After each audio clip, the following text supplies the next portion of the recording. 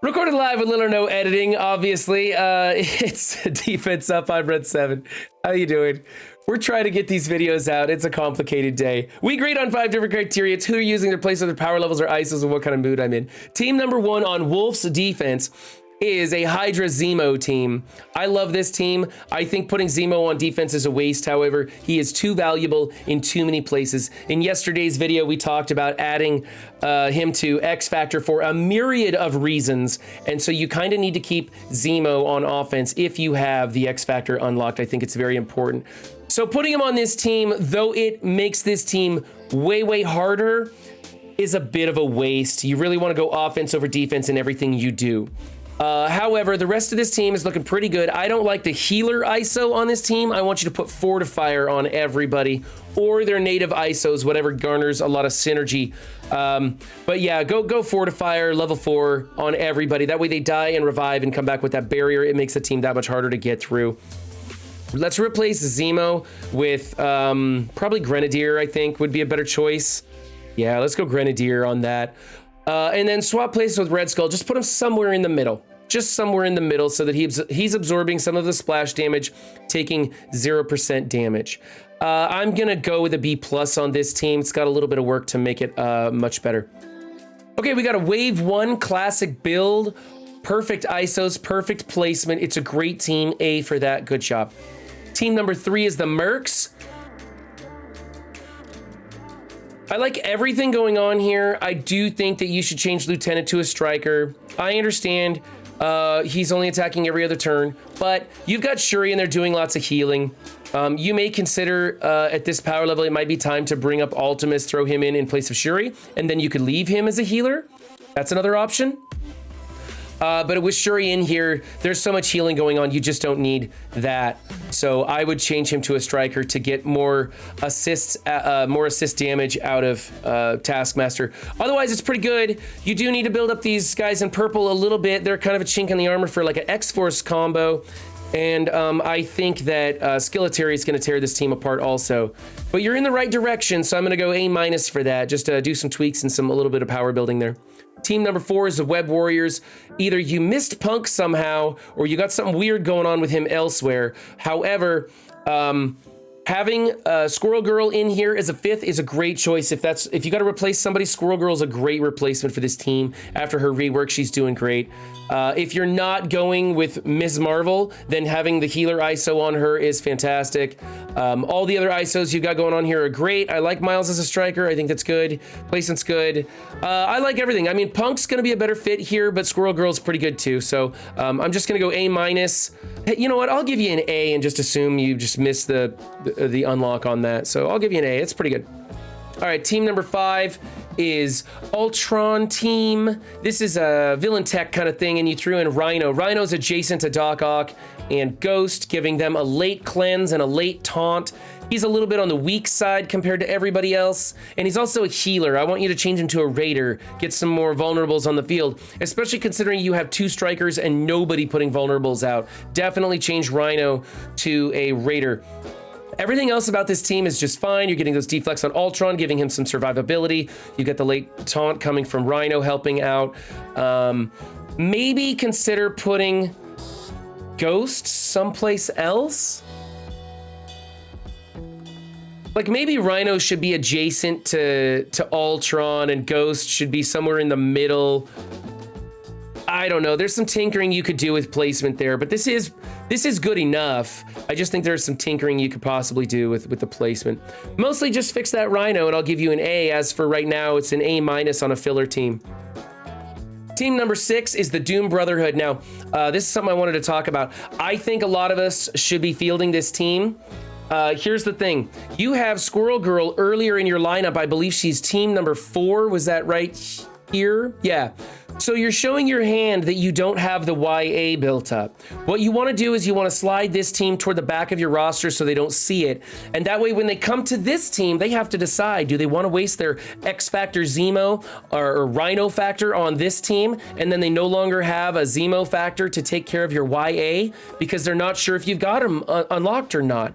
And so putting this team out there and hoping it draws the Rhino Factor is a great thing to do, especially if a lot of people in your alliance have the Young Avengers. first. It's going to make that young Avenger team much more stubborn, and they'll get more DVs with that team, as it's still new and still doesn't have any really hot counters yet, other than I think the Zemo factor is the best one, other than maybe Weapon X, but we don't really want to pull Weapon X until Dark Hunters comes out. You know how the shift goes. Anyway, I like this team on defense. I think it's very important right now in this time. I would like to see Juggernaut as a raider. He has very little value as a striker. He does not gain charges on his counter assist. It is only his basic. It is not his counter assist, so making him a striker adds very little value.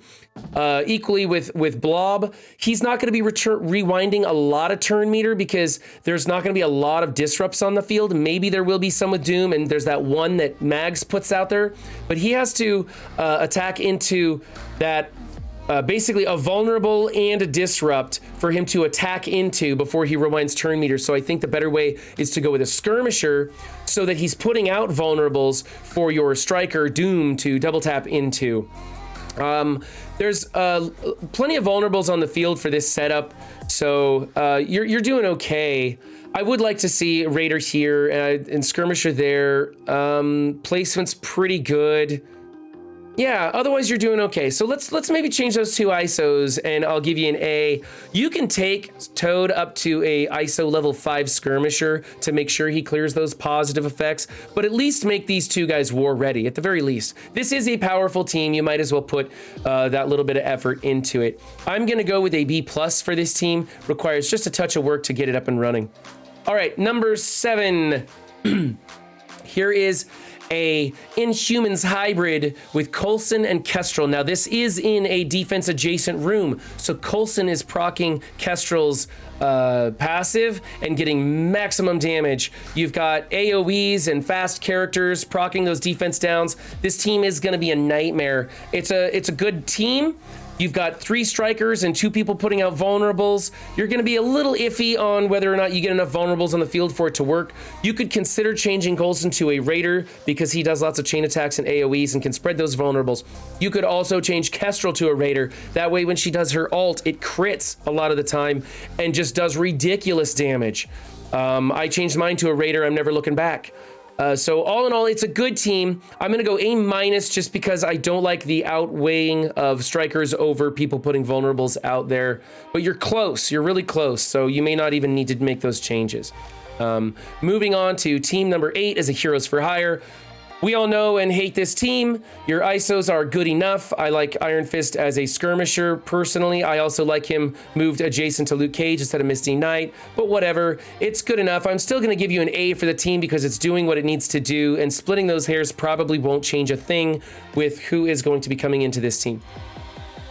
Team number 9 is that Surfer Emma New Warrior team that we're starting to see a lot of. Everybody's hearing about it. It is a very good defense.